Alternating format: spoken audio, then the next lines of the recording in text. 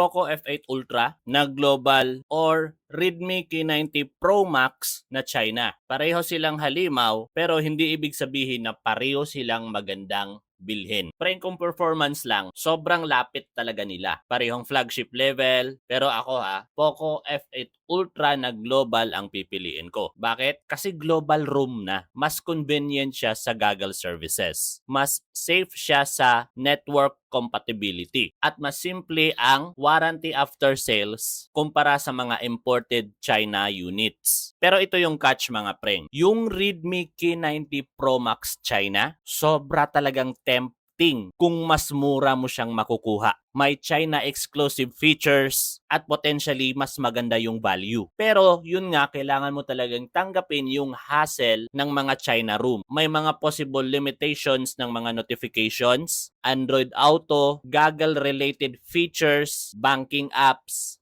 at software compatibility. Ito pring real talk lang. Kung gusto mo ng plug and play, pang matagalan, at ayaw mo ng hassle, Poco F8 Ultra Global ang the best. Pero kung enthusiast ka, marunong ka sa China room, at malaki ang matitipid, Redmi K90 Pro Max China room. Pero kung halos parehos lang ang presyo, kay Global Poco na ako. Kasi mas importante minsan ang hassle-free na experience kaysa mga konting dagdag na specs. Comment mo pa rin kung gusto mo ng China room versus global room na mga guide kasi marami pa talagang nalilito dito.